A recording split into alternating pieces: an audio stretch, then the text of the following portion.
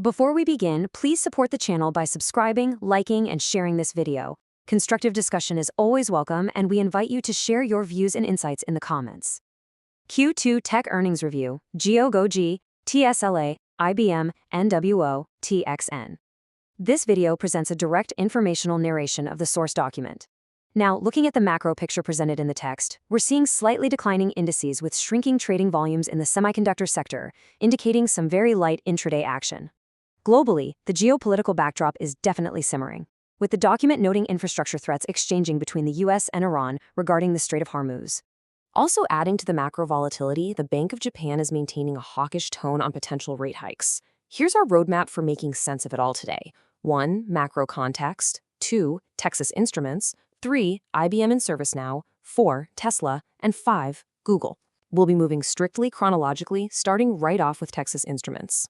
Section 2. Texas Instruments, or TXN, surviving the test. Going into Q2, this was a critical test for the stock, and the source document notes that TXN passed its earnings test without any major issues. Looking closely at the actual numbers, Q2 earnings per share came in at $2.14, which is up from $1.41 year over year. Revenue hit $5.46 billion, beating the $4.45 billion from a year ago. Looking ahead, their Q3 guidance is also strong, with expected EPS between $2.23 and $2.57, and revenue projected between $5.65 billion and $6.15 million. Despite the solid quarter, the source points out that TXN's high valuation persists. Looking at the technical levels, they point to potential new highs above $312. However, if the stock breaks below the $263 support line, it could drop all the way down to $200. Section 3. The software sector, IBM and ServiceNow. Moving over to the software space, the document highlights a really stark divergence in performance, and we'll start by looking at IBM. IBM actually reported a strong Q2, beating estimates with revenue at $17.2 billion and EPS at $2.93. But their 2026 sales guidance, which came in at $70.236 billion to $70.912 billion, actually missed the midpoint expectations.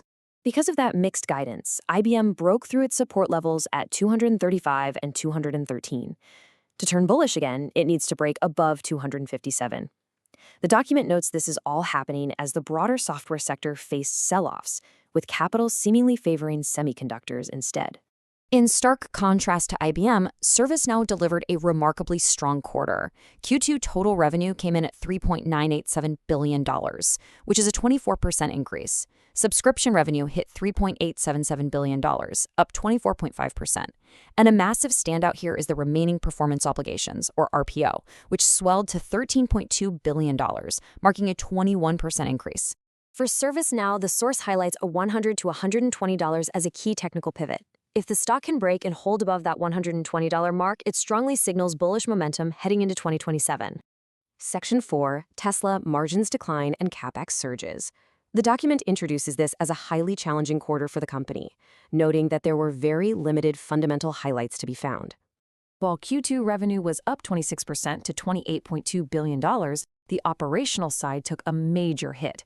Operating income plummeted by 57% to just $398 million, and earnings per share missed expectations, coming in at $0.33. A huge factor eating into those margins was capital expenditures.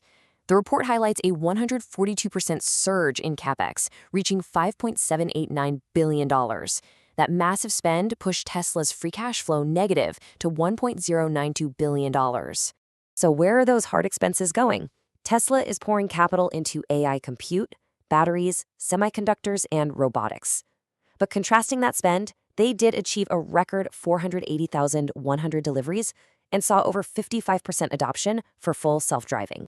Regarding those humanoid robots, the source analyzes Elon Musk's quote that they will be the hardest to scale. Because mass adoption is still years away, the analysis notes that Tesla remains a highly volatile swing trade right now. Section 5. Google, Cloud Growth and the 2027 CapEx Mystery. The document frames this earnings report as the most anticipated event of the entire cycle.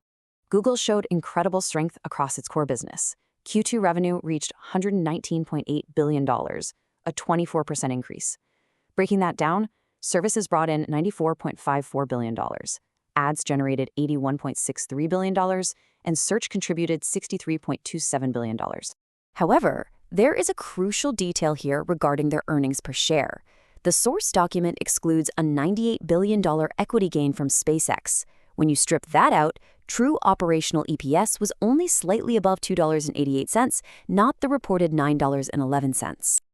A massive standout for the quarter was Google Cloud.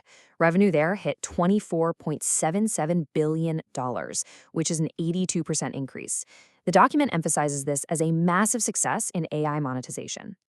Looking ahead to 2027 capital expenditures, there's a fascinating and massive $100 billion discrepancy in expectations. The buy side expects $350 billion to $375 billion, which represents 70% to 80% growth. On the other hand, the sell side expects around $250 billion, or 20% to 30% growth. Why does this discrepancy matter so much? Because semiconductor multiples completely depend on this forward spending. If we only see 20 to 30% growth, those high EPS multiples will shrink rapidly. But if that 70% to 80% growth materializes, it fuels the ongoing bull run. Ultimately, Google's core business is incredibly strong, and the valuation remains reasonable. Technical support holds all the way down to $298 for patient investors willing to wait for more clarity.